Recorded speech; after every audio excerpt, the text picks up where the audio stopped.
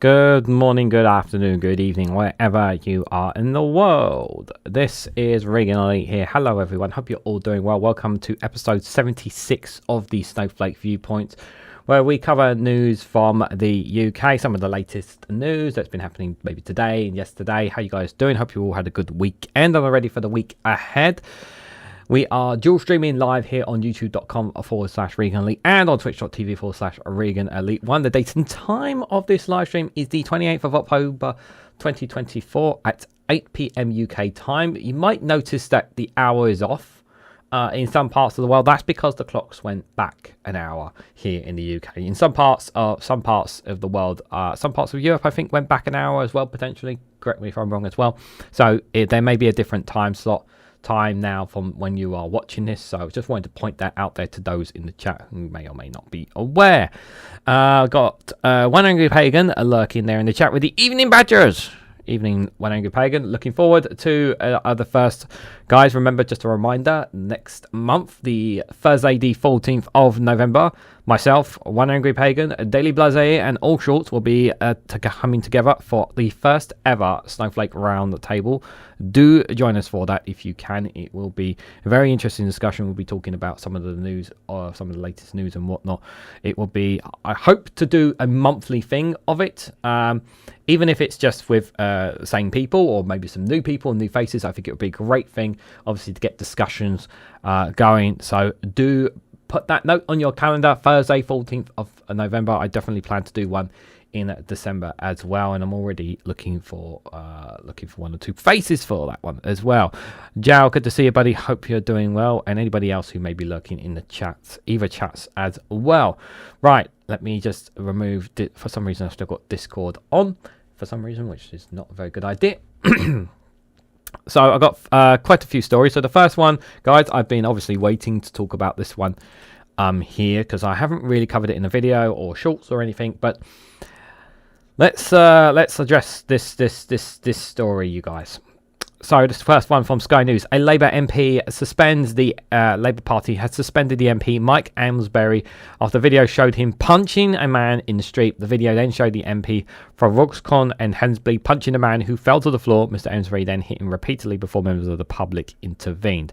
So there was the original footage of him on the ground, and the MP was being quite intimidating and whatnot at him in the footage, and then there was an exclusive footage that appeared, CCTV footage appeared, that the Daily Mail got their hands on and published, showing him literally punching the guy and also punching him while he was down on this. Now, there's obviously an investigation by the Metropolitan Police, so we have to be very careful, and we have to speculate. Everything is alleged on whatnot.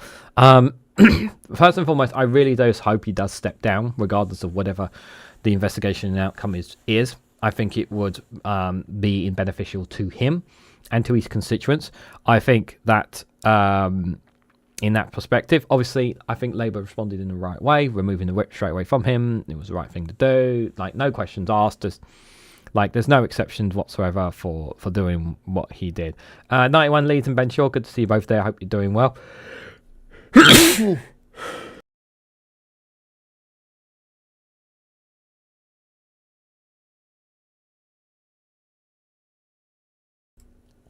Okay, I'm done. Oh dear. Hold on a second. Yeah, just excuse me while I just apply some hand sanitizer to my hand there while I talk to you guys. Bless me. Yeah, I think this story is a very bad timing, shall we say, for Labour, as if they don't have enough things on them. This is a very highly embarrassing, and I don't know, obviously, what was said. The Times have reported that allegedly that the story was something to do about weather or something. The Times have reported that it was something really minuscule, apparently, what the argument or case was about. Apparently, I don't know 100% what was the. I can't remember 100%. I might even actually. I could just double check on what the Times actually said, but whatever the discussion was, whether the guy was aggressive in any way, shape, or form, and I've actually talked about security of MPs in the past. Anyway, there's no excuse whatsoever to act in the way he did. Now, he could make the argument that he was under the influence of alcohol. There's been no indication, as far as I'm aware, that he was under the influence of any alcohol. But as an MP, you have standards. You have, you have standards. You're a politician, and you're expected to uphold, very simple, basic civilities. And people have a right to speak to you and, share their grievances. And even if you're not in the best of times or whatever, not giving well or whatever, you don't have to, if he was obviously aggressive towards him, I can understand being a bit defensive and whatnot, but to punch him, it just to me, and then punch him while he was down, that's someone who cannot control their emotions, control their temper. and he clearly did not control his temper in this instance. And yeah, he had to go. I mean, look, I mean, there's just no excuse whatsoever for this. No excuse whatsoever. I mean, you can clearly see it right there. I don't know what on earth could he be possible? Like, there he is, punching him while he's down. Like, it's just absolutely disgusting. And he not only should he face a by-election, but I just feel like because he's a politician, he's going to get off with a fine. That's how I feel. But yeah, he knows that he's in deep doo-doo about this. So, a Labour Party spokesperson, Mike Amesbury MP, spokesperson has said that the Mike Amesbury MP has been assisting Cheshire Police on the inquiries following an incident on Friday night. As these inquiries are now ongoing, the Labour Party has administratively suspended Mr Amesbury's membership of the Labour Party pending an investigation. A new video obtained by the Mail Online on Sunday afternoon showing the MP for Roscoe and Amesbury punching a man who fell on the floor before him, hitting them repeatedly. 3 members of the public could be seen walking over towards the 2 men and intervening. The spokesperson for Cheshire Police said a 55-year-old man has been voluntarily interviewed under caution by police in relation to this incident, and he has been released pending further inquiries. Like, Amesbury has questions to answer about his actions, and it is right that they are thoroughly investigated, the Tories Party spokesperson has said. It came after earlier footage which circulated on social media on Saturday showed Mr Amesbury shouting at a man who was lying on the floor saying, "You won't ever threaten me again." Mr Amesbury pointed to the man and added, "Yes, I am the MP. Yes, I am, and you won't threaten the MP ever again, will you?" In a statement on Saturday, the MP said he felt threatened on the streets following an evening out with friends, and added he contacted Cheshire Police myself to report what happened during this incident. Threatened or not threatened, there's no excuse for this in any way, shape or form. Alistair Keir and Joe Lefty, good to see you both there. Artibus as well, good to see you there. Number 3 as well. Hope you guys are all doing well there. Yeah, do check out One Angry Pagan's YouTube channel there, as Alistair's just provided in the link. As a reminder, guys, myself, One Angry Pagan, All Shorts and Daily Blase will be coming together on the 14th of November, Thursday at 8 PM UK time. Do join us for the first Snowflakes Roundtable.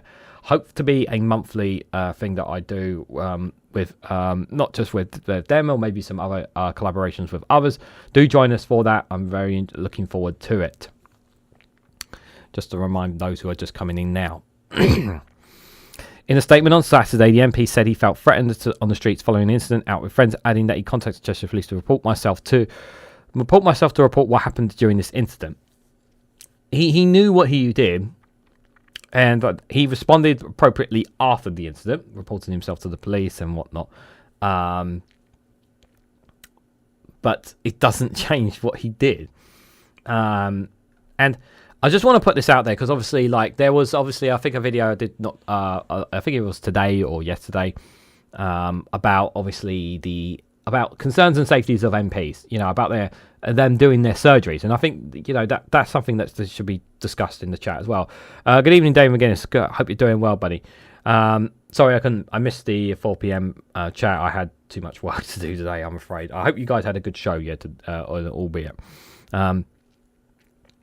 Talking about, obviously, the safety and security of MPs is paramount. I said in the video, and I think if MPs are feeling concerned and threatened whatsoever and hesitant to have surgeries because they're worried about their security, I think if it has to come out of the MP's expenses, then it should be that all MPs should have at least one security guard of some sort, like a security guard looking after them, watching over them, to ensure their safety and security, so that they're able to continue to do their job at a safe precaution. I understand, obviously, we've had MPs who have been assaulted, attacked, lost their lives, sadly, and we want to make sure that they're able to do their jobs properly and thoroughly.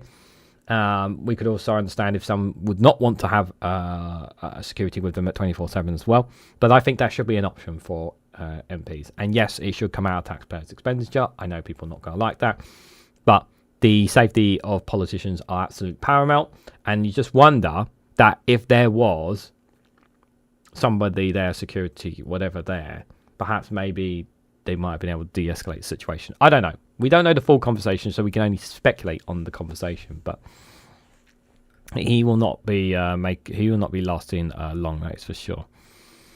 I will not be making any further public comments, but will of course cooperate with any inquiries if required by Cheshire Police. He added, the force earlier said officers were called at 2:48 AM on Saturday to report an assault on the main streets in Frodsham.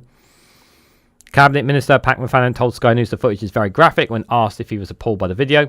He's been suspended by the Labour Party, saying it means he's not a Labour MP at the moment, while the police investigates takes its place, Mr McFadden has said. I've seen the video, there is a police investigation, I think it's important that it runs its course. Yeah, they can't comment on a police investigation, obviously. Before the video came to light, Labour Party said it was aware of the incident and that Mr Amesbury, who has been an MP since 2017, will cooperate with any inquiries the police has said. Asked whether Labour was investigating Education Secretary Bridget Phillipson, told Sky programme that Mike Amesbury has gone forward to the police. He's cooperating with any investigation and they would want to take it forward. She continued, it's a matter for the police and we want to allow them to do their work.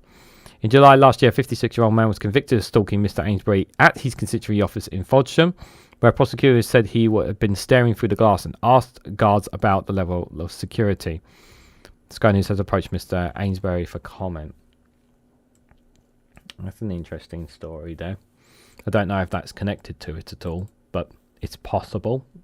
But that would be pure speculation, which we should be careful not to speculate too much on it. But whether there is a connection there or not, let's be very, very clear about this. There's no defense whatsoever for him to do what he did in any way, shape or form. Regardless of, like, whoever that person is, whatever they've said, whatever they've done, whether they've stalked them, whether they've been it's problematic or whatever, however you may feel about a certain individual on your streets and whatnot, if you feel you are freedom threatened and violated, then you know there is a way to deal with it, and this was not the way for him to deal with it. Now, like I said, he could potentially have been under the influence of alcohol. I don't know that. I'm speculating. I'm just asking questions, like some other MPs like to just ask questions. But we have to let the police investigation run its course. But the video footage is pretty clear. He must go. He must be, a by-election must be called and he must be kicked to the curb.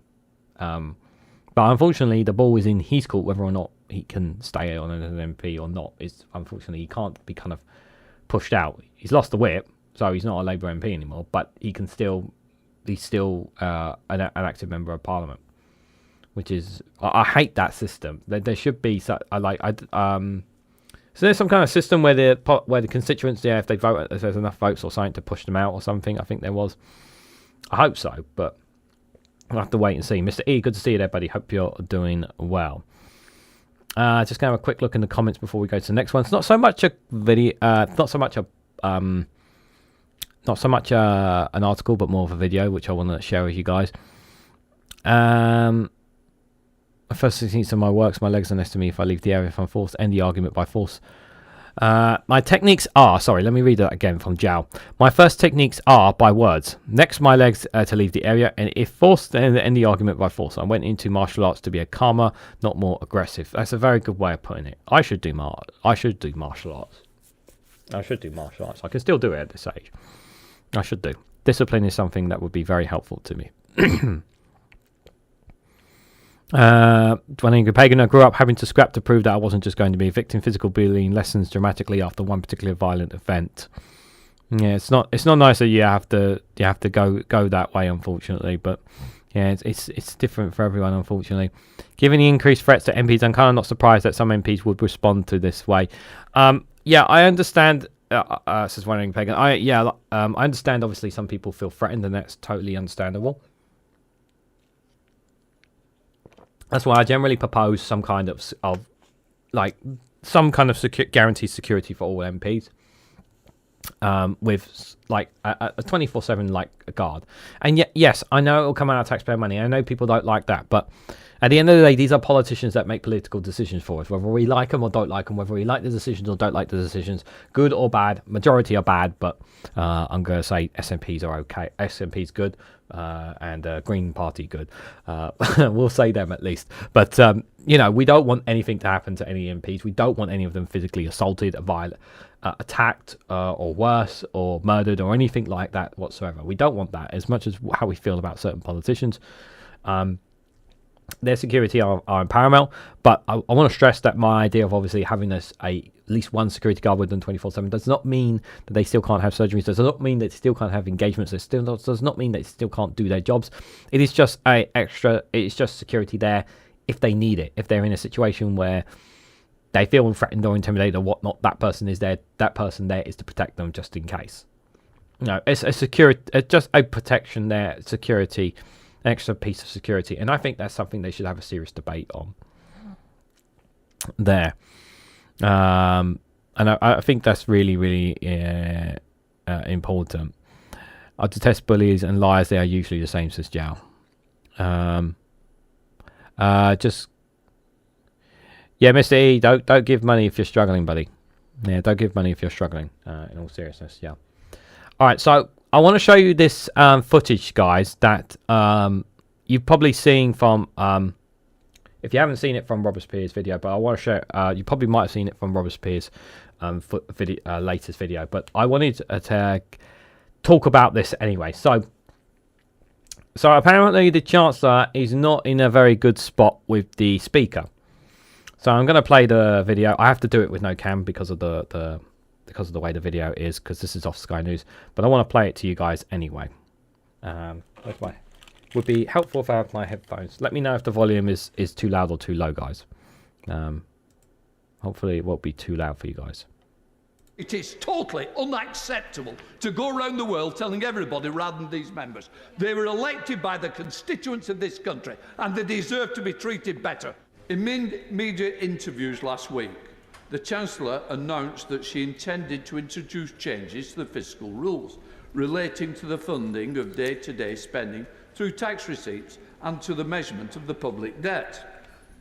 These are major new policy announcements with significant and wide-ranging implication for the government's fiscal policy and for the public finances.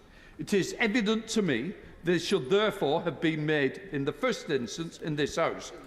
Now, I want to just pause there for a moment, because we have been hearing from the Labour Party pretty much for God knows how long about how the Conservatives were putting out policies or making statements and whatnot before telling the House, infuriating the Speaker time and time again.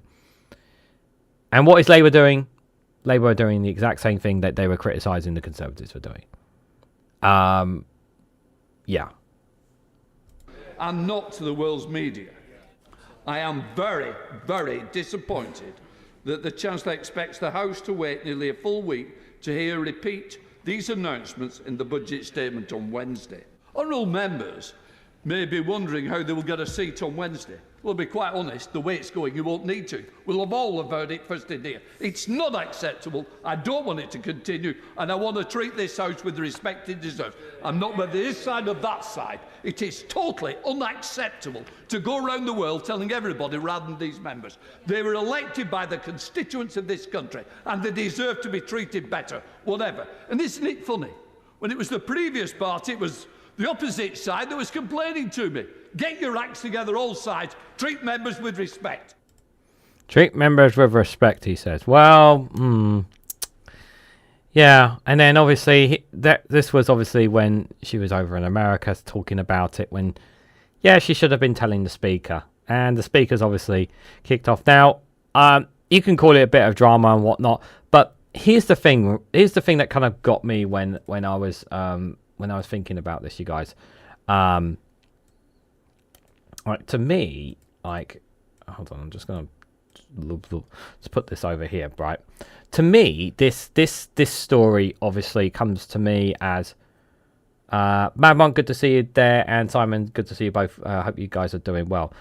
Here's the thing that kind of really grinds my gears about this, because it shows to me that Labour don't give a damn about the rules just as much as the Conservatives don't give a damn about the rules.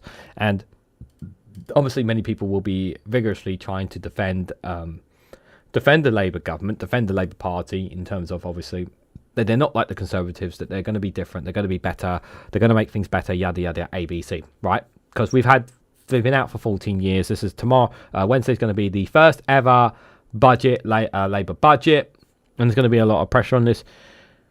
This once again emphasizes and it reinforces this the impression that people have, rightly or wrongly, that Labour are no different than the Conservatives. That this is in their minds going to be an austerity budget, no different than what the Conservatives are going to be going through. That's the mindset that's going to be going through people's heads when you think about this, and whether you want to have that impression or not, but it will reinforce that image in people's minds because instead of following procedure. Now, I don't like the Speaker. I know some of you guys don't like the Speaker either. I think the Speaker is useless and he is powerless to do anything. All he can do is blah, blah, blah, blah, blah, and tell off the Speaker and tell off the government, tell off ministers and whatnot. But he can't do anything else. Like, what else is he going to do? He can't do anything else. He's powerless after that. He can't do nothing else about that that's going to stop anything. But we talk about, obviously, they're going to do reforms to the House of Lords. Are they planning to do any kind of reforms in the House? Are they planning to do anything, that will make the House itself more respectable, more trustworthy, restore trust in politics? Well, how can you talk about restoring trust in politics if you're not even going to follow procedures yourselves, which is what you've blatantly not done here? So, again, it smacks in the face of people when Lindsay Hoyle was doing this. Now, you can say he was playing a bit of a dramatic with his language and way he's coming across, and that's fine. But when Labour say that they are going to be responsible, that they're going to follow everything properly, and they go in and the Chancellor's doing this, tells you that Labour aren't going to be any different. That's how it really comes across, unfortunately. Alistair Keir, thank you so much for the 10 gifted memberships. That's very, very kind of you, my friend. He's gifted 10 to 91 Leeds, Mark Tefler, Young Ralph, Satu Hoshi, Andy Black, Jim Stevenson, FY, Kevin Robb, DP Murray, and Derek Macau there. So thank you so much for the 10 gifted memberships, my friend. I really appreciate it. Hoyle was right to lose his rag. Yeah, he's 100% running peg. He's absolutely right, because obviously Labour have been bashing him to say, look, the Conservatives are keep going to the media, and there's Labour doing the exact same thing now. Like, it's like, yeah, you've got to be fair and judged in this. That's for sure. And thank you for being a member for 10 months, Alistair Keir. I really appreciate it. We've halved several King's speeches and budgets until next election, just saying, says one Angry Pagan. Not quite as bad as the last lot. I'm not normally one to defend them. No, I 100% agree with that. But I also agree with, like, if you want to be better than, if you want to be different from the Conservatives, if you want to set yourself away from being the Conservatives, don't be like them. And when you hear the questions that are put to ministers, I mean, literally, like, some of the questions you've been hearing, like, literally today, Keir Starmer was doing a speech somewhere. I happened to catch it, and I was listening to all the questions, and I managed to catch the question bit, right? Because I wanted to hear some of the questions put, and I wanted to hear some of the answers. And robotic answers to all of them. Like, there was nothing, there was just, like, I'll take questions, and they were just completely pointless because he just kept regurgitating the same thing over and over again. And it's like no different than what you would hear from the Conservatives. And that's what I'm starting to hear from a lot from Labour ministers or Labour MPs when they're out defending the government. It's very much robotic stuff, and it's just very, very frustrating. They keep saying, fix the foundations, £22 billion black hole. The Tories left us in a mess. We've got to fix these problems. All these problems are because of the Conservatives. And it's just like, it feels a lot like the Conservatives back in 2010. It does feel a lot like that, with some of the language that is being used, that Labour ministers are using, Labour MPs are using. And I don't like it. It's giving the wrong impression, it's giving the wrong vibes, and people don't like it. And they shouldn't be giving that vibes. They should be giving them more positive vibes. People want more optimism, and all they're getting is pessimism. Speaking of frustration, added a thing. There was something, obviously, as I said, that at Keir Starmer's speech that I've mentioned, he mentioned something else as well. This one from The Guardian. England's bus fare cap will rise from £2 to £3 in 2025, says Starmer. The PM understands tough decisions are needed to fix finances. PM insists in the pre-budget comments. So they are arguing here that the Conservatives did not account in their budget for past 2024 when it came to the bus fare cap, apparently, according to him. Really? Are we really going to believe that? I'm not sure, guys. I'm a bit unsure about that. I'm very, very skeptical about what Keir Starmer is saying here. Like a lot of things, we know that they can afford certain things, and it is like everything else, like the winter fuel payment, which we'll come to later as well, like the 2-child benefit cap, like some of these cuts that the government are making, and a lot of cancelled projects that they have cancelled. They've put a lot of projects on hold and cancelled a lot of projects as well. All these are political choices. They are political choices that they made, that they are doing. It is completely a choice. Now, is £3 bus fare cap the end of the world to me? Not really, no, the end of the world. But it is still, to me personally, it's not. But to some people, it could be the difference being to be able to get the bus or not get the bus as well. It can be quite a detrimental thing to certain people. And this is still coming more money coming out of people's pockets, going from £2 to £3. It may not sound like a lot, but to the poorest in society, that £1 can be a massive difference to people's budgets. Really, really can. So the bus fare cap in England will rise from £2 to £3 at the end of this year, Keir Starmer has said, as Rachel Reeves prepares to raise transport funding in this week's budget. The Prime Minister told an audience in Birmingham that the money to fund the £2 cap would run out at the end of 2024 and that the Labour government would then not be able to keep it at the same level after that. The decision by the Prime Minister and Chancellor came despite heavy lobbying by the Labour-elected mayors to keep the cap in place, as revealed last week by The Guardian. Starmer insisted on Monday that working people would welcome such a decision as a necessary part of fixing the public's finances after 14 years of Conservative government. This is the thing, like, yes, I know we can blame a lot of things on what's the mess that we're in because of the Conservatives. I get that. But you can't keep telling me that there isn't money there when there is money there. You literally found £22 billion, for a carbon capture project that doesn't even bloody work. So when they tell me that there's no money in there and then they find £22 billion, for a carbon capture project that is completely and totally unnecessary, as myself and many others have already pointed out. Dave McGuinness has pointed out on numerous occasions on his channel as well. It is a complete and total effing waste of money. It does not work. It has never proven to be worked. Someone can prove to me that it has absolutely worked and made a difference. Please, Valve, point me in the right direction. But when they can find money, they can find money. It's all about political choice here.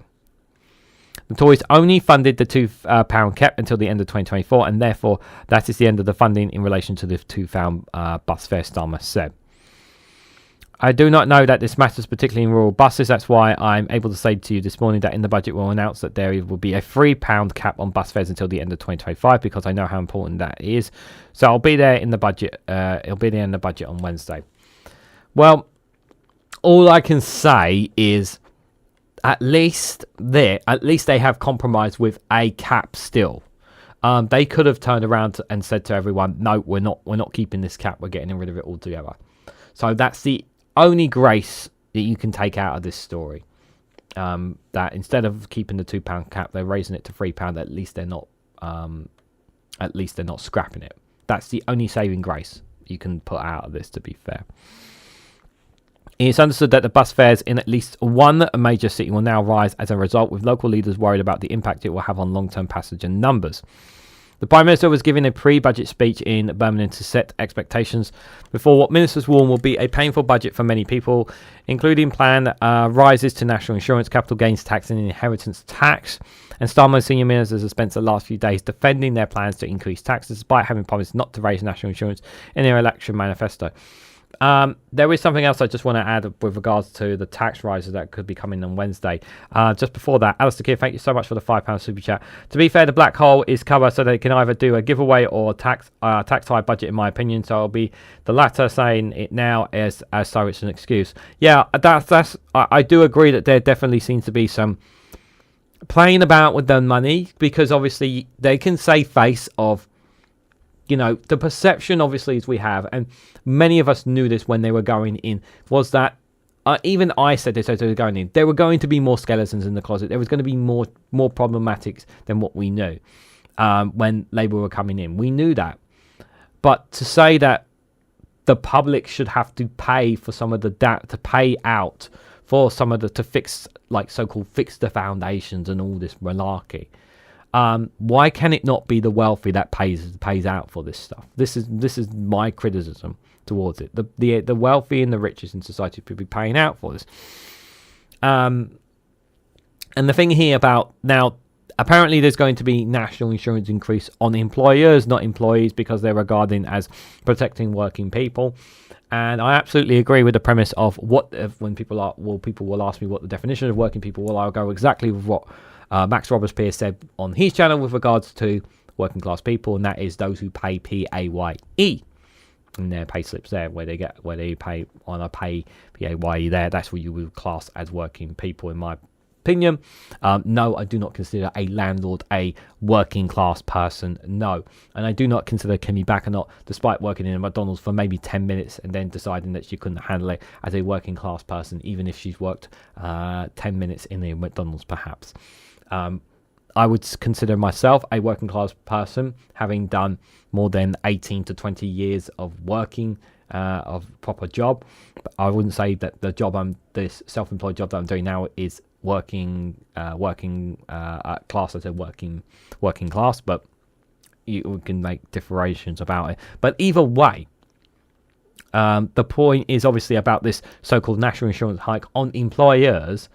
It can still potentially backfire on employees, because obviously that if you're going to be raising money and forcing businesses obviously to pay a little bit more, they may not raise people's wages as much as they would want, as much as the government would want them to raise those wages to, in order for people to be able to meet their ends meet with their budgets. So that could very much come back on the employers potentially there. And so I think there is that possibility of that. Thank you, Alistair Kidd, for that super chat. One Angry Pagan says carbon capture only really works for concrete productions. FYI, we need a fair bit of concrete to do infrastructure repairs and improvements. Realistically, the public was always going to have to contribute the repairing of the Tory damage. Yes, but the majority of it should be coming from the high earners and wealthiest in society. And there should be the most minimum of impact on the medium to lowest income of holders in society. And they are going to be squeezing the absolute crap out of people on benefits as well. Because they have no plans to change anything when it comes to benefits. In fact, they're going to go even further than what the Conservatives are doing, from everything that I've been hearing, apparently.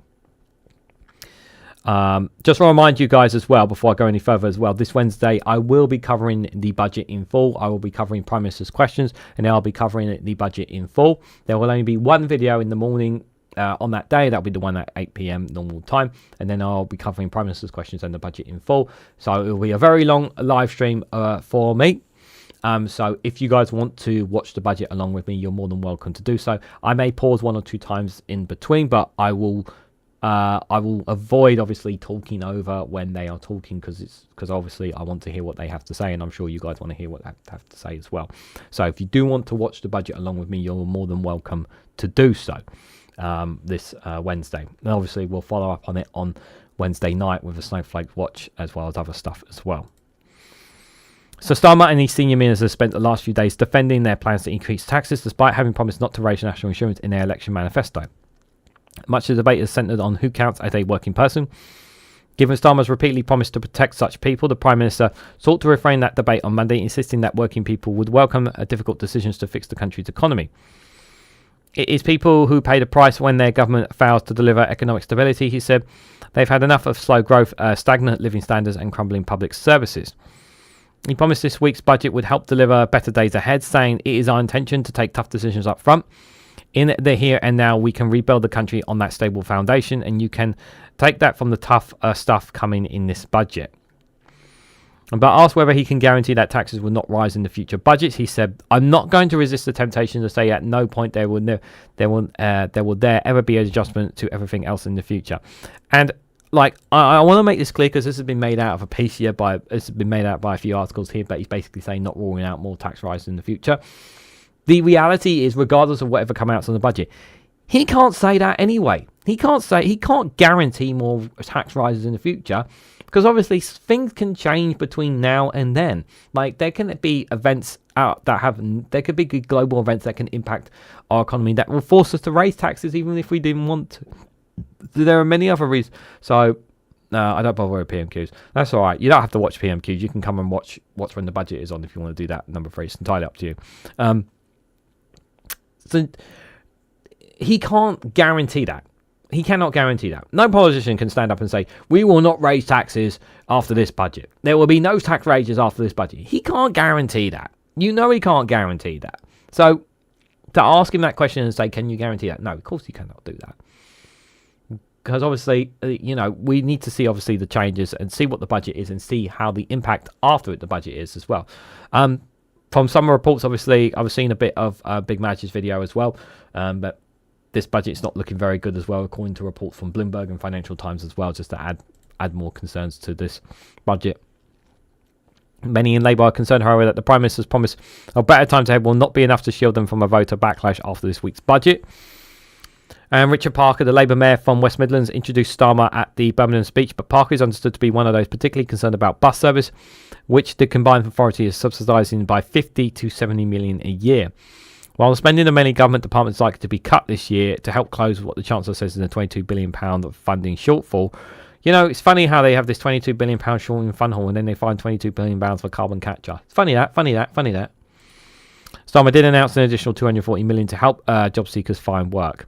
The money is designed to help roll out local services to help those who have been out of work with long-term health conditions to get them back in employment. The UK is the only G7 country where economic inactivity is still higher than it was before COVID, the Prime Minister says. It's not just bad for our economy, but it's also bad for those who are locked out of opportunity. Starmer also gave us hints that the Chancellor might freeze fuel duty once more at this week's budget. Telling a reporter from The Sun, which is a campaign to keep the freeze in place. I do understand how important it is to you, your readers, and others. Yeah, you're listening to the scum, but you're not listening to the rest of the public there on this one, guys. Like to say, I'm disappointed that the bus fare cap is going up from £2 to £3. However, I am pleased that the bus fare cap is not being scrapped. I think that's one positive in that regard, but it's obviously a negative that it's going to be capped at £3 instead of £2. It's still annoying, either way. It's still very annoying, but it's better than nothing, is what I will say. So yeah, I get the frustration, guys, but that is just unfortunately the situation. Just have a quick look what you guys say in the chat. £22 billion for carbon capture over 25 years. It's not as big as an investment as they're making out here. Yes. Trying to make it sound big, doesn't it? Why not tax the supporters and donors of the Brexit campaign for the damage of Brexit, starting with the £40 billion gone from the UK government? That's because that money's gone well out of UK shores, Jow. I'm 90% sure it's gone out of shores. Madbunk says to One Angry Pagan, the only true carbon capture is plant, and you can get a shed load for £22 billion. Number 3 says the NHS and other public services will have huge bills. Yeah, they will have bills as well. That's true. Yeah.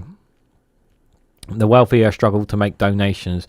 Yeah, maybe we should just pry it from them. Like, I'm still like I've talked about this in a video dropping tomorrow, I think, as well, on it, to be fair. There. So guys, we're going to take a little break here from all this stuff, guys. So I just want to say a massive thank you who have been here. We've got at least 3 more articles here on Snowflake's Viewpoint. I hope you guys enjoyed this funny story to kind of break the ice, as I like to say here. But I hope you guys enjoyed this one. Some of you may have seen this funny video already from Matt Green Comedy, but I have not, believe it or not. It is from Is Labour Helping Kamala Harris? I hope you guys enjoy this one. He's been convicted of multiple felonies and charged with many more, accused of sexual assault and fascist tendencies, and grown increasingly rambling and incoherent in public appearances, and yet still millions of people in America are planning to vote for Donald Trump.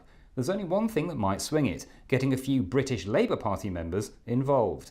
Our last chances, Hail Marys, and It's Worth a Shot correspondent Jonathan Goodenough has more. Yes, that's right, the Democratic Party has struggled to make inroads into the former president's base, but it's thought that a few dozen volunteers from the UK could make all the difference. How so? Well, there's nothing that Americans love more than being told what to do by the British, especially Americans who live in states that most British people couldn't name and definitely couldn't locate. Is that why the Trump campaign reacted so badly? Absolutely. They're devastated by the idea that the people who masterminded an electoral victory, then subsequent polling collapse in the UK, could be heading to the US to weave their magic there. Right. They've accused the Harris campaign of being influenced by Keir Starmer's far-left Labour Party, to which actual far-left activists in the UK replied, "What far-left Labour Party?" So the Trump campaign is against any form of foreign interference in their elections. Absolutely, unless it's from Russia or various other countries who funneled money to Trump, either directly or via his global network of properties. And how is that different? That's just money, not volunteers, and crucially, they didn't mention it on LinkedIn. What about British politicians like Liz Truss or Nigel Farage who've spoken at Republican events? Apparently speaking at an event is fine, and in Liz Truss's case you could argue it was more likely to put voters off. What have Labour said? Well, on the record, they've made it clear that this sort of volunteering happens all of the time and nobody was paid to do it. And off the record, they're absolutely terrified of a Trump victory and are desperately hoping it doesn't happen. A sentiment shared by many. I suppose many people around the world are watching this election with interest who have no ability to affect the result. Yes, in fact, it's been described as being a bit like being trapped in the boot of a car being driven by an excitable idiot. He's barreling towards a crossroads. One way leads to an industrial shredder, the other to a merely very bumpy road, and you have to hope that they'll make the right choice and then let you out of the boot, or as they'd call it, trunk. Sorry, who described it like that? I just did. Thank you, Jonathan. Next up, we'll speak to an American voter who says he can't see how things could get any worse, which is why he's decided to vote for things to get worse. Don't vote for Trump. 3 hours, guys. 3 hours I gave my ears to Joe Rogan and Donald Trump. Not worth it. Mind you, though, it wasn't really 3 hours. I basically sped up the video. But, like, a lot of it was just the amount of times that he detracted from the questions. Yeah. I spoke about it already in a video if you guys want to check it out. But, yeah, it was pretty darn insane. That is for sure, guys. That is for sure. Speaking of people who are also insane, or shall we say, people taking advantage of others, apparently England's mightiest defender, he claims to be a defender or free speaker of England, Tommy Robinson from the BBC News, has been jailed for contempt of court. The far-right activist Tommy Robinson has been jailed for 18 months after admitting contempt of court by repeatedly making false claims against a Syrian refugee. How is this guy...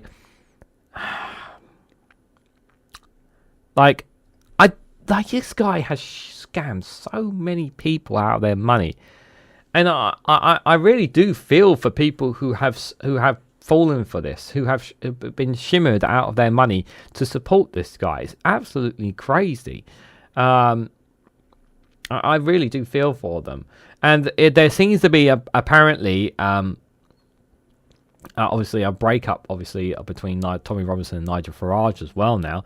So his group of thuggery and riot and his people now obviously are getting forced away from reform, because obviously there was a breakdown in love relationship between Tommy Robinson and Nigel Farage, because the Reform Party don't really want to associate themselves with this thuggery group, because obviously they've caused a lot of vandals and lots of trouble, haven't they? It was quite interesting. Obviously on they had their rally on Saturday in London, apparently about 10,000 people, but there was an anti-protest, 10,000 people, but there was also anti-protest there to counteract them as well. But there was no violence as far as I was aware, which is a good sign. I was listening to Politics Joe, who was speaking to some of their voters, and there was one Christian woman who was basically saying, when they were speaking to Politics Joe, basically saying about how Tommy Robinson is innocent, he would never touch a fly and everything. And immediately the first video come to my mind when she said that was, I just remember the video of Tommy Robinson screaming on Twitter during the UK riots, send them back, shouting, screaming at people, telling everyone to get those immigrants, to get them in the hotel and send them back to their country. Like, like completely the opposite thing of what a pure Christian woman would possibly think. And yeah, it's just. But some of the other ones, some of the other people there was one supporter there with a Donald Trump tattoo. Yeah, some of them were just like, don't trust the mainstream media. Like, okay, you don't trust the mainstream media. Obviously, your Facebook groups obviously definitely know what's best for England. Yeah, it's very sad that they're stuck in their bubbles and they just don't want to come out of them, guys. Excuse me. So Robertson's real name is Stephen Yackley. I know people like me saying Yackley. Stephen Yackley Lennon admitted 10 breaches of the High Court order made in 2021 during a hearing at Woolwich Crown Court. Lawyers for the Solicitor General accused the 41-year-old of undermining the rule of law. Passing sentence, Judge Mr. Justice Johnson said the breaches of the injunction. His name is Mr. Justice. Judge Mr. Justice. Okay. Which prevented Yaxley Lennon from repeating the allegations were not accidental, negligent, or merely reckless, and the constitutional threshold was amplified across. The hearing on Monday was the culmination of events that date back to October 2018. In that month, a video went viral showing how Jamal Husky, a Syrian in West Yorkshire, had been attacked by another teenager at school. Yaxley Lennon then posted his own response to 1 million followers, alleging that in his investigation had established that Mr. Hazizi was a violent thug, a claim which was untrue. The Yaxley Lennon video spread widely, and the Syrian teenager and his family received death threats. You know, it never, like, I'm gonna shock some of you guys here. Actually, I actually watched Tommy Robinson's video, and there was no, like, there were, like, people who made claims and whatnot, but there was no footage that verified what he said. That he said that this guy was of what he said. So, you know, if you've got evidence, bring it. But he could not provide any evidence of this all. Like, a lot of it was like word to mouth of what people on the streets are saying. These things like, I can't tell you this because I was given money, and you just don't know that. How, for all you know, this guy could have been paid behind the counter to say, yeah, getting paid to say something behind the counter. It's just like, oh, yeah. 3 years later, Mr. Hadsey won £100,000 in damages when the High Court ruled that Yaxley Lennon claims against him were the amounts of defamation. The court imposed an injunction on Yaxley Lennon and banning him from making the false claims again. In February 2023, Yaxley Lennon, who founded the long-defunded English Defence League, had been repeatedly the claims and went on to post online a film claiming that he had been silenced by the state. That film has been viewed by at least 47 million times. And eventually, this July, the anti-Islamic activist showed the film to thousands of his supporters in London at Trafalgar Square, saying that he would not be silenced. The following day, he left the country. I will not be silenced! Run away! Edlin Ursley KC, the Solicitor for General Sarah Saxman, told the court that Yaxley Lennon had intended to repeat the false allegations despite the injunction and take evasive measures. Oh, by the way, apparently I heard when you donate to him, apparently you have to donate in dollars as well when you support him instead of pounds. How patriotic of him, you know, how patriotic of him. This is a highly culpable case because of the high number of breaches, said Mr. Ernley. This is a continuing breach. The material is still out there and some of it is under the defendant's control.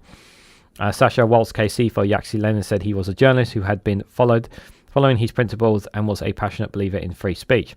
The defendant had neither sly nor dishonest nor seeking gain for himself, she said.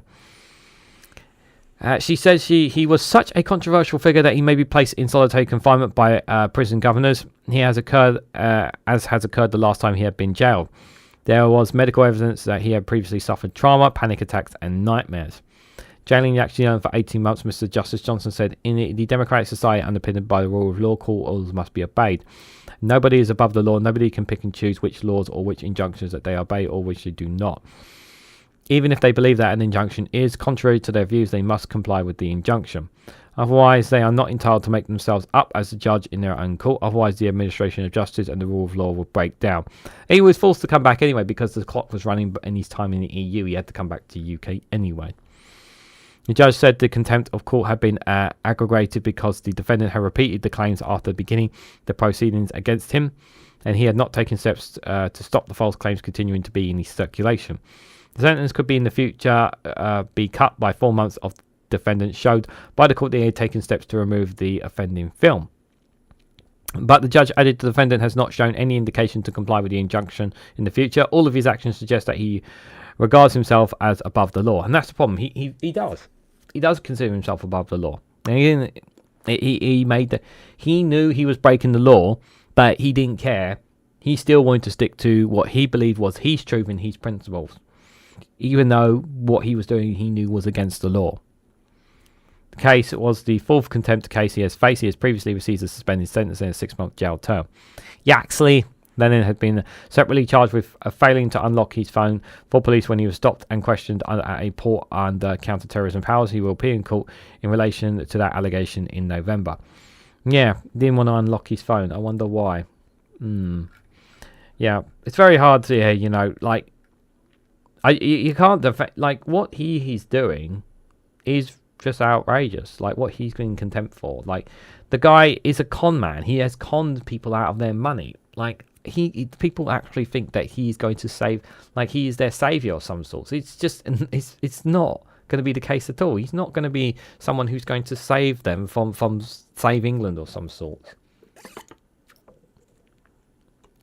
He speaks for a small minority of people, especially older generations, who have fallen foul to his manipulation and believing that all their problems, that all their lives, that everything that's going wrong in society is all because of people of different colour, people who have already been here, people who have already been born here, who have raised here, who have grown up and had their lives here, and they're just believing what some guy on the computer screen is telling them, or what some YouTube video is saying to them. Here, like, there are some things the mainstream media are questionable about, but it's just apply a bit of common sense. You know, you just need to apply a bit of common sense. And the thing is that a lot of these people, sadly, and this is the harsh reality of these people who are supporters of Tommy Robinson, they probably never had a proper conversation with a Muslim or a person of different color. Never probably worked with them. Don't know what it's like for them. Not had these conversations, like real proper conversations, and have a chat with them. But yeah, it's just very, really sad state of affairs. Ruth, good to see you there. No worries. I hope you're doing well. Who was live streaming today? Just out of curiosity. I know Labour Social are going to be live streaming later anyway. Let's just see what you guys are saying in the chat before we go to the next one. It's Christmas in the supermarkets now. Halloween has left the building. Technically not. Still a few days before Halloween, to be fair. I was wondering whether or not I should try and get some kind of dress up for Halloween, because it's going to be a horror budget coming this Wednesday. Maybe like I don't know if I've got a mask or something I could look up, try and find. Anyway, good night, Mr. E. Thanks for popping in. In that picture, he looks like a Disney villain. Which one? The Tommy Robinson picture sketch? Yeah, probably. Yaxley. Yeah, Yaxley. TV told me to do it, says number 3. Yeah, the TV told them to go down there and march, yeah. Or the Facebook group that the Facebook group said, yeah, I had to go down there. You know, they all said, yeah, we need to go down here and fight for our freedom. You know, they say they're obviously protecting what is it they're doing? They're protecting the statues, while also attacking the police to get to the statues. We're protecting them. We're protecting them from who? From everyone else. Okay. All right, sure, buddy, sure. All right, speaking of winter fuel payments, which we spoke about earlier here, guys. This exclusive dropped a couple of hours ago from The Independent. So according to them, the ministers fear 120,000 of most vulnerable pensions will miss out on winter fuel payments. It's exclusively revealed that older people eligible to pay their heating bills this year, even after Rachel Reeves reforms, still face months long delays processing claims the independent can reveal. Now, I will take it with a massive pinch of salt, because this is the independent are claiming that this is how many people are most vulnerable. It's entirely possible. We can take it. To turn left Navarre is on American ones. No worries. Yeah, turn left are pretty. Yeah, turn left are pretty good. And I do try to catch Navarre media. I can't always catch it, to be fair. But yeah, I do recommend checking them out every now and then, guys. Those ones, even if you don't always agree with them, sometimes it's good to see a different perspective out there, guys. But yeah, no worries, Ruth. It's all good. But I mean, I hope it's not 120,000. I really hope not. I know, but this bit here about the processing claims, like, do they have the bodies to help with the processing claims? I'm not sure. Does make me worried, that's for sure. Let's read what they have to say here. So, ministers fear up to £120,000 of the most 120,000, of the most vulnerable pensioners will miss out on money to pay for their winter fuel bills after Rachel Reeves stripped the payments from millions of older voters. Older voters? Older people. My God, why did I say voters? I'm losing it today, guys. Yeah, do check out Number 3's YouTube channel as well, as the kids put a link in the description. The government is to write to the group next month to warn that they will lose out unless they apply for pension credits before Christmas. For many months, along delays processing forms, meaning that they still may not receive the cash this winter, the Independent can reveal. And ministers have defended the change, saying that they need to get the money from somewhere. Let's see, get the money from somewhere. We need to get the money from somewhere. We could get it from the filthy rich. You know, the billionaires over there. We could get the money from them. You know, if we could get a one lump tax sum off them. Like, we could get £22 billion off them if we just did one big massive tax on them. We probably could raise that money from them. Nah, let's just get the old pensioners instead. But they urge less well-off pensioners to apply for pension credit, under which they will still be eligible for the £200, 300 of winter fuel payment, designed to help with the heating costs during the colder months.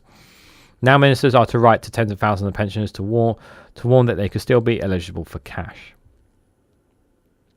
I hate that image. Out of around a million older people on housing benefits, they will tell more than 100,000 of them could still receive an assistance with their heating bills. So Work and Pensions Minister Emma Reynolds said in an answer to a parliamentary question in November, who we will also be writing to approximately 120,000 pensioners who are in receipt of housing benefits who may also be eligible for, but not currently claiming pension credit. We will be inviting these pensioners to claim pension credit by the 21st of December. There has been a massive uptake in pension credit, which is a good sign. So that will obviously help mediate this decision. But I just don't know if it's enough. You know, I just don't want people to die as a result of this direct action that the Conservatives, that the Labour government are doing here.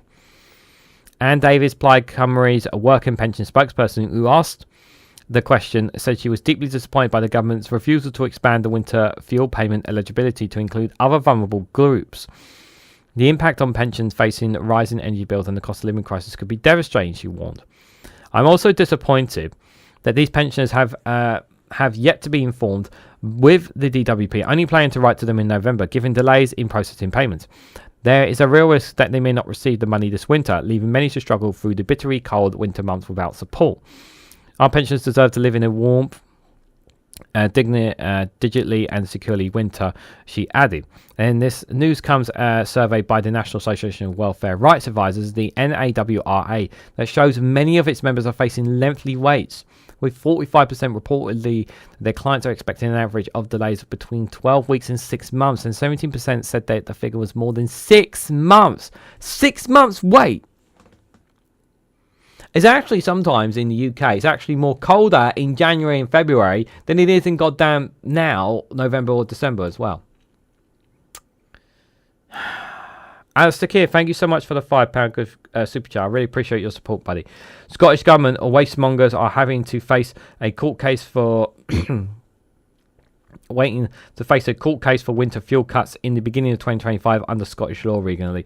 Yes, I think there was a story about a couple who are taking the government to court, and I covered it in a video that will be dropping tomorrow. I think it's already available for members. That are taking both the Scottish and Westminster government to court over it, and they've been granted permission by the judge to take them to court. But I don't have much faith in it. I don't want to comment too much on that story because obviously I've already covered it in a separate video. But yeah, I mean, obviously we'll have to wait and see how that does. To be fair, Ice Ninja 46, good to see you, buddy. Hope you had a good weekend. Labour could keep one of their promises to find the cash, abolish the House of Lords. Yeah, that would be nice. Except they want to put their own people in there, allegedly, as well. I hope you're doing well there. And thank you for the £5 super chat, Alistair Keir. I know it's frustrating, guys. Even if an eligible pensioner applied for pension credit at the beginning of August, a 6-month wait would mean that the winter fuel payments won't be paid until the start of February. Potentially leaving them to struggle in the colder months of December and January. So basically, they're dead. Some of them could potentially be dead. The Chancellor's announcement of the changes sparked a rush of applications, potentially making delays even longer.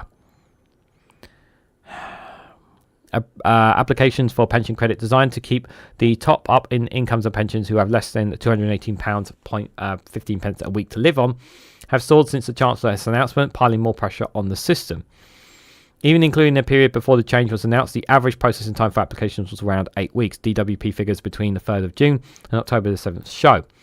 An NAWRA spokesperson had said these times are higher, likely to increase. The figures do not give any indication of the longer waiting list of the numbers who are experiencing them. The charity Age UK estimated that under plans, around 2 million vulnerable pensioners who need the money will miss out. Caroline Abraham, CBE charity director at Age UK, called on ministers to give winter fuel payments to all pensioners in receipts of housing benefits this winter. If ministers choose to press on, at the very least, they must urgently bring in measures to greatly expand the numbers who will still receive winter fuel payments by automatically giving it to those who receive housing benefits, council tax support, personal independence allowance, attendance allowance, and carers allowance, she said. The UK is always making things harder on themselves, just having an income support systems like here, says Jal. Yeah, we don't like to make things easy for ourselves, apparently. This will be a partial solution, but won't help older people on low incomes that the charity is worried about. So further help would also be required for some pensioners who receive a low proportion on the full state pension. If the government declines to bring forward any mitigating measures at all in next week's budget, in this week's Wednesday's budget, we fear that the 2.5 million pensioners we think could be worse affected this winter. At best, their lives will be anxious and miserable. At worst, their health could be badly undermined.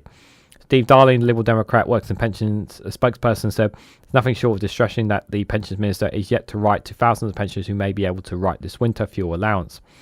The government spokesperson said, we are committed to supporting pensioners, with millions set to see their state pension rise up by up to £1,700 this Parliament through our commitment to the triple lock.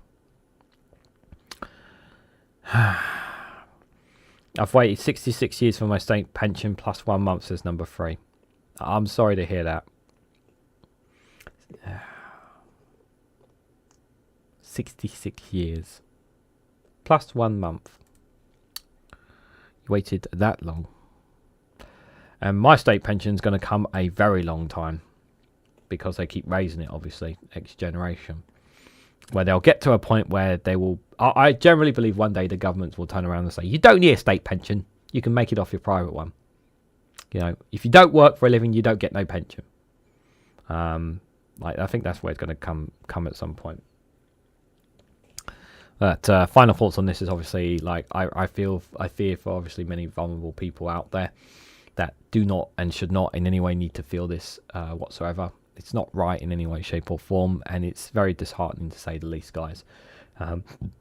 Regardless of whatever political differences or parties and whatnot, you know, the government's supposed to be protecting people in society, and they're more concerned about fixing the economy, fixing foundation, than rather than actually helping people. And this isn't the example of not helping people here, and going against people who are vulnerable rather than trying to target people who are the wealthiest in society to help fix the foundations, as they keep going on about, badgering on about. And yeah, I feel for them guys, I really do.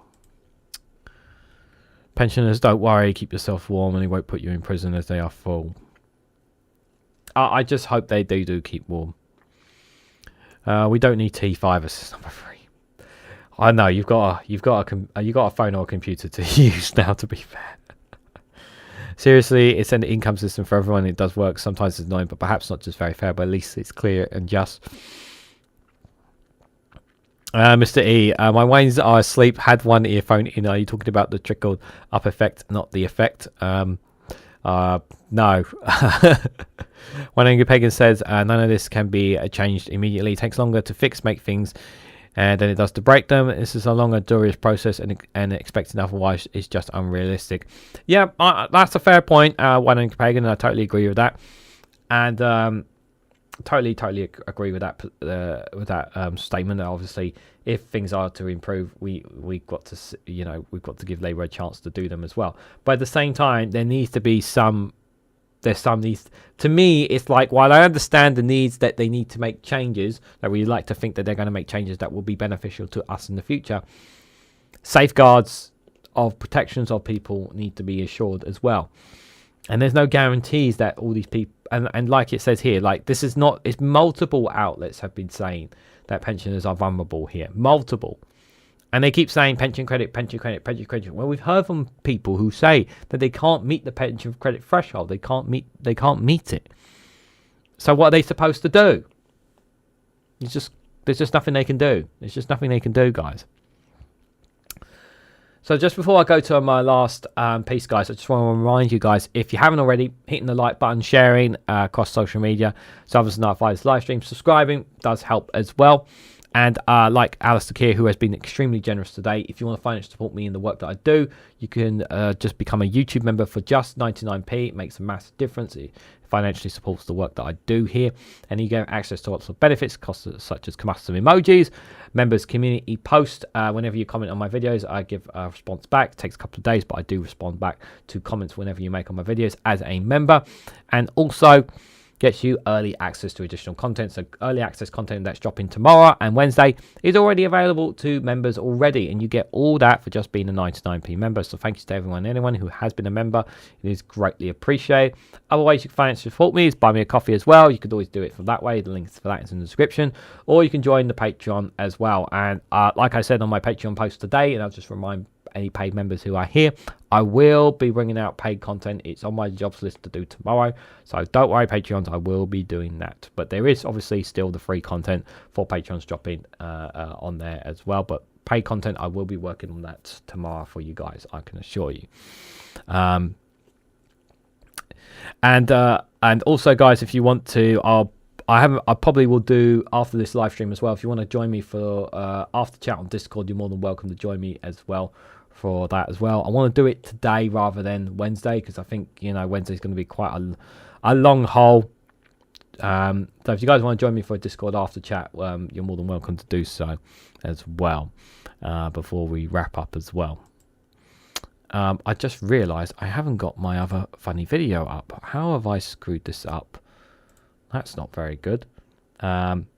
Yes, just after this live stream, I've got one more article for you guys, but I just realized, because normally when we end the live stream, guys, I normally have a funny video, but I just realized that funny video is not up, so I have to just bear with me one moment, guys, while I get that video for you guys. I just want to remind you all as well that this Wednesday, obviously, I'll be covering Prime Minister's questions.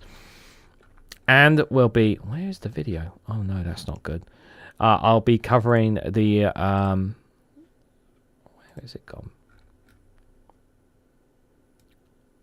So I'll be covering the budget in full on the live stream, as well as Prime Minister's questions. So if you want to join me for that, you're more than welcome to do so as well. And then, obviously, later on that day... Oh, no, it's the wrong video. Oh, dear. What's going on? How have I screwed this up? Normally I have everything ready, but for some reason I didn't. Not only did I not have I've got the funny video is linked in the description. Let me just, is it that one? Yes, got it. Okay. I don't know why I didn't have it ready for you guys there. No, don't play. I did mute the volume on it anyway. Just make sure. Right. Sorry about that, guys. Yeah, so if you do want to join me for that, and then Thursday obviously will be Snowflake Conflict. Friday, just as well, guys. I might actually have a live stream for you guys after Friday Follies with Daily Blase. I might have something of a bit of amusement and fun for you guys potentially, not promising anything. I might have something for you guys that I've been looking at today as well. Anyways, let's look at this last piece. Take it with a big pinch of salt because it is from the Times, but take it from a pinch of salt because it's also a bigger goofball as well. So Jeremy Hunt accuses spending watchdog of political bias over the critical report. So the former Chancellor said he's not been able to respond to an OER review that the Tories say will be weaponised by Labour on budget day. So let's read a bit more into this, you guys. So the government's official budget watchdog has been accused by Jeremy Hunt of abandoning political impartiality after agreeing to publish a review that is likely to be crucial of the former Conservative government.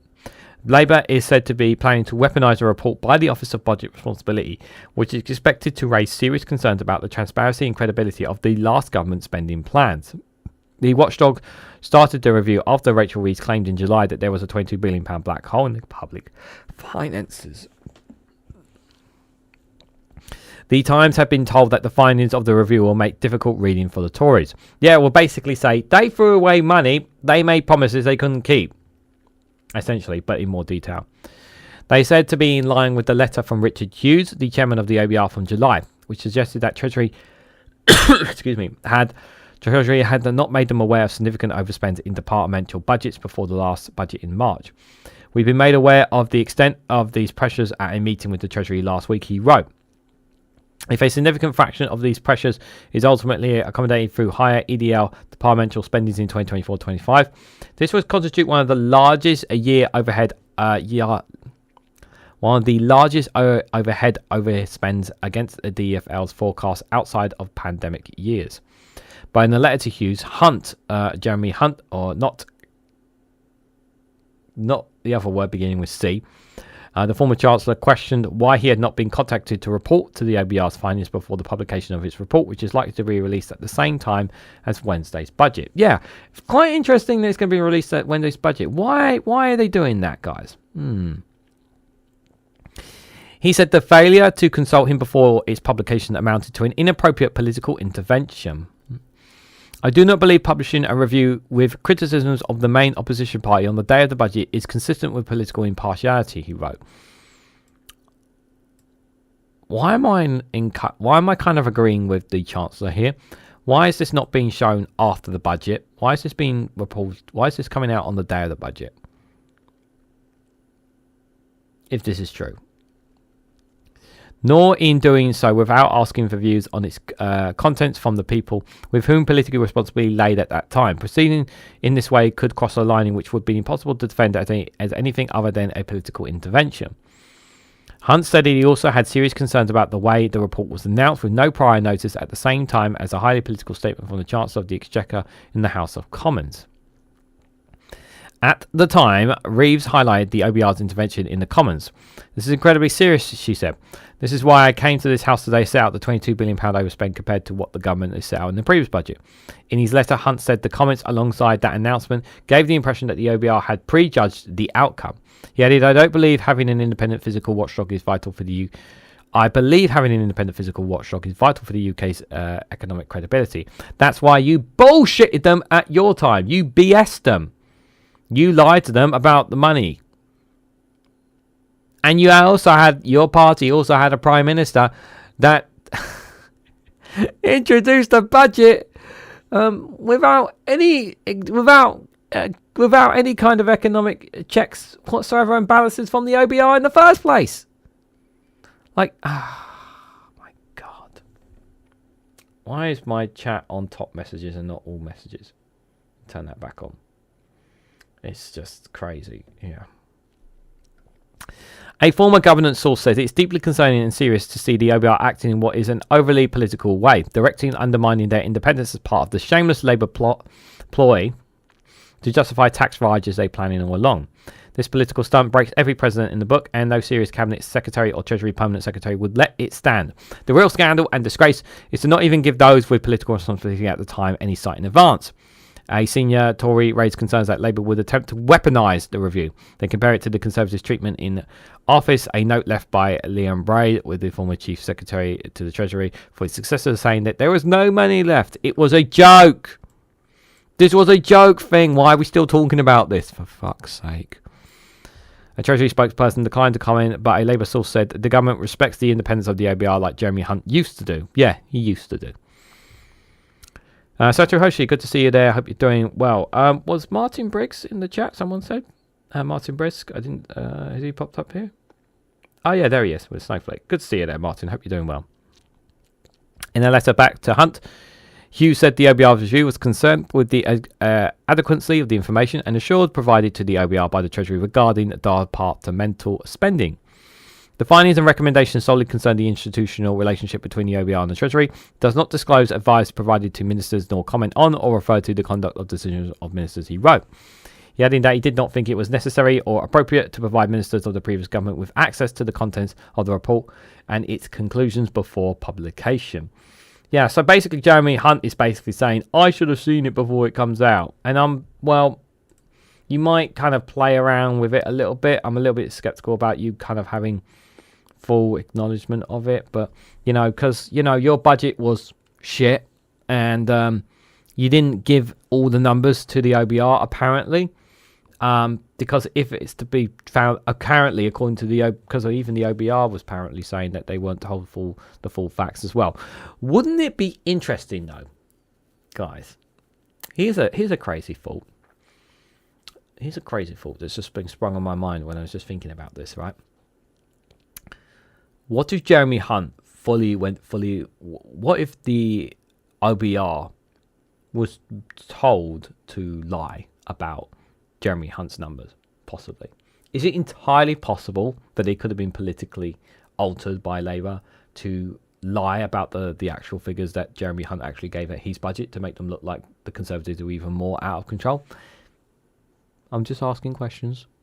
Be interesting, but just asking questions. I know it's unlikely, but, you know, just asking questions. How are you? I have a glass of wine for you, says Sashi Hushi. Has a glass of wine for Ruth. Hope you enjoy the wine, whatever, whether it's red or white wine. I'm not a wine person myself, personally. Yeah, do join us for the after show chat. We'll have a funny video just before we wrap up, guys. It's a long one as well. I keep my press and scantily cold, says Mr. E. I'm a wee Scott Tuffy. Thanks, guys. The status quo is dangerous. Take your pick. Yeah, the status quo is very dangerous right now here. Yeah, that's for sure. Yeah, do keep yourself warm, Ruth. Ruth, I hope, and anybody else here who's a bit cold tonight. Just check the heating is not on her, but it's not that cold today. It's not that cold tonight for some reason. Maybe it's just me. Right, before I wrap things up, guys, I've actually got quite a funny video for you guys. Quite a long one. Some of you guys may have seen this video already. Now, it's about nearly 6 minutes long, this one. So, yeah, it's going to go on for quite a bit. But I wanted to play the whole thing because it's Larry, it's Paul, it's broken news, but it's a very good one from them. And I know it's a very good one for them because it's Larry and Paul. And here's the fun facts, guys. I haven't even actually watched it because I wanted to watch it with you guys. So here it is. I hope you guys enjoy it and get a bit of a laugh out of this because we need to do so. And just a reminder I'll be going on Discord for an after chat. So if you guys want to join me on the Snowflake server, you're more than welcome to do so. Links have been put down below. Thanks to Alistair and Jao. So let's have a gander and see how the most factual, 100% bulletproof, compelling, honest journalism comes from broken news.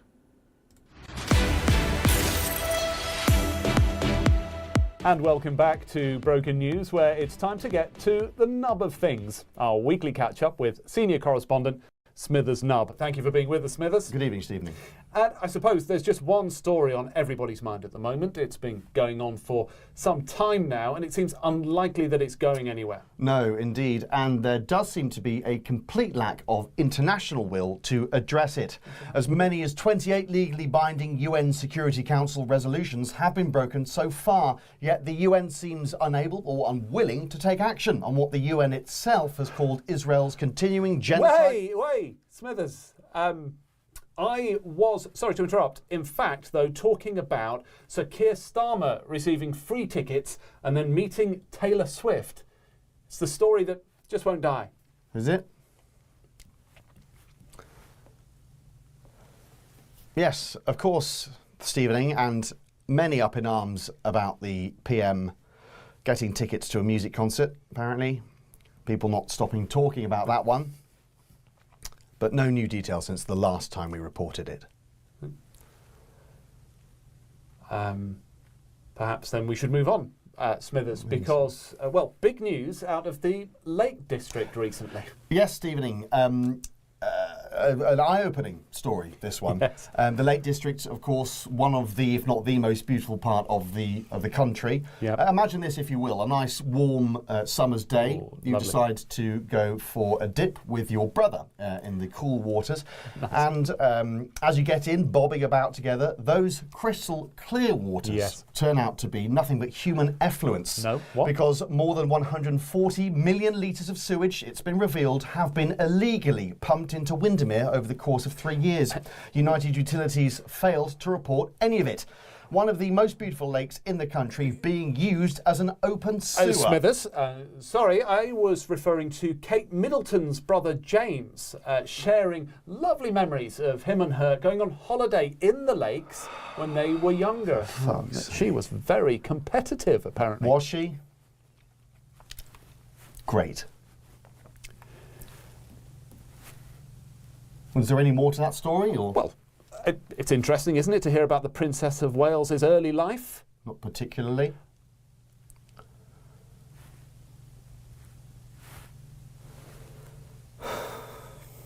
Well, perhaps then time for one more story, Smithers. And, well, in my lifetime, I never thought I would see a German rise to power in such a way. Yes, and I'm glad that we are covering it here on Broken News.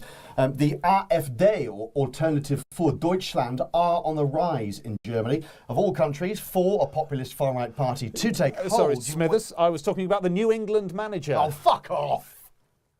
Sorry, do I get to report on any actual news? I was under the impression that I was a journalist, that you're a journalist, that we're all journalists. Yeah? And we report on stories that mean something to people, that affect the world. Not this confected arse gravy about Taylor sodding Swift. Well, I think that... It's only because morons like you keep perpetuating it that Keir Starmer can't seem to... Shake it off. Shut up! The world is descending into chaos. Economic, societal, environmental collapse, social decay, grotesque inequality, mass poverty. An industrial war machine that grinds ever on, funding both sides and making obscene amounts of money from fueling perpetual war and creating untold misery. Well, we have to watch TikToks of innocent people getting their limbs blown off or burning alive. Keep it Uncensored by social media giants who coin it in by destroying the mental well-being of us and our children. Meanwhile, the food industry pumps out low-cost, mass-produced, ultra-processed, chemically treated bullshit, destroying our health and making us rely on a pharmaceutical industry that doesn't care if we live or die, that then makes trillions from what will most likely end up being government-mandated obesity drugs. Well, thank you. Private train companies that can't run trains, private water companies that fill our rivers and seas with piss and shit, political leaders bought and paid for, continuing the status quo, and consumed by a loyalty to profit, unable or unwilling to take the necessary action to hold society together as communities die off and the environment falls apart. Well, and governments can't find money for school lunches, but they'll bail out the sodding banks. And the ultra-rich dick around in space in cock rockets, while you and I can't get a sodding doctor's appointment. Well, More billionaires than ever before, controlling the media and making you blame the poor souls escaping the jaws of the military-industrial complex or obsessing over which bloody toilets we use, while your nana freezes to death in a one-bedroom flat. I think The whole thing is a system built to exploit people and the planet in the relentless pursuit of profit. And the other day, your top story was some prick allegedly fingering a bird on Strictly Come Fucking Dancing. Fingering?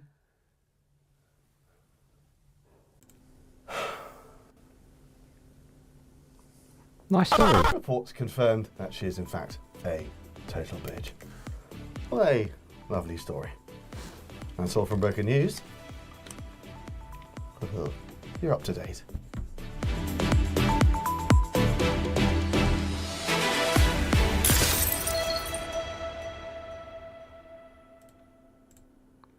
Oh, lovely story. Hope you guys enjoyed that one. Did you enjoy that one? I hope you did. Hope you did. Yeah, for some reason, you know, I was having some, felt I needed to brush my teeth and gather intellectual intelligence from certain individuals on their time as well. Yeah, bit of a weird stuff. But I will be in the Discord chat in just a moment, guys, as we are wrapping things up here. Glad I got my garden last year, says someone says 55. Yes, good for you, buddy, good for you. To think 30 minutes ago that the BBC was considered the most independent media company. Indeed it was. So guys, I want to say a massive thank you to everyone who's come along. Thank you guys for all your comments. And thank you so much, Alistair Keir, for your gifted memberships and the super chats today as well. Greatly appreciated, my friend. And to anyone who's come along, whether it is liking the button, sharing, whatever it is. And yes, I'm having a bit of fun here because we need to have a bit of fun. I will see you guys shortly in the Discord chat. And if you want me to continue to wear the hat, you must continue to promote the hat in future live streams, and maybe I will wear it more often for you. Can I have a hat too, says number 3. You can have a hat too at Amazon. No, not Amazon. At googlehat.com, and you might find a place like there. But I'm having too much fun, guys. So yeah, need to have a bit of fun anyway because we need it. Yeah, I'll see you guys shortly in this Snowflake after chat on there. I'll ping the Discord server as soon as I get on. But yeah, thank you guys all for coming along. I'll be back tomorrow, 7 p.m. with the Snowflake Corner. So if you guys want to come and join me for news outside the UK, I might do an American special. Not confirmed yet. I might do an American special because we are getting edging a little bit closer to the US election. But I'm not 100% sure on that. But do join me tomorrow for the Snowflake Corner at 7 o'clock. Hopefully you guys can join along. Reminder, some of you guys, clocks might be a bit different because obviously we went back an hour here in the UK. Some other parts in the world haven't gone back an hour. So I just wanted to point that out to you guys as well. The gang was here. They was all here apparently. But they were all playing about while we were listening to that very important broken news. But I'm glad that we have been acknowledged in all power by the power of the orb by a very happy Ollie. Why are you not standing properly, Pingu? Very weird as well. And Cash Dummy lurking behind there. The lava lamp empowering. The lava lamp not only empowers my live streams, but it also empowers Political X's YouTube channel as well. He has so they have one lava lamp here, and then the other one that empowers the Sunday roast, guys. So just remember and do check out the Sunday roast. They do absolutely wonderful content on there as well. So yes, if I don't see you guys on the Discord after chat, I'll see you guys tomorrow. But just before I go, I just have one last thing to say. If you haven't already, please hit the like button. We greatly appreciate it. Share this across social media so others are notified of this very live stream. If you haven't subscribed already, please consider subscribing. Help this man get to 2,000 subscribers, and you will make not just me, but you will make the entire gang behind me a very, very happy indeed.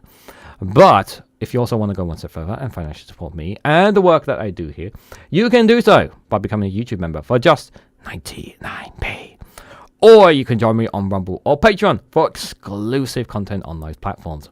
So thank you all so much for watching, and I hope to catch you all very, very soon.